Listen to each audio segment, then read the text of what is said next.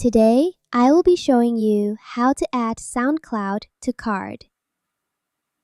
To start, click on Add an Element. This will open the list of elements you can add to your card. Next, choose the Link option.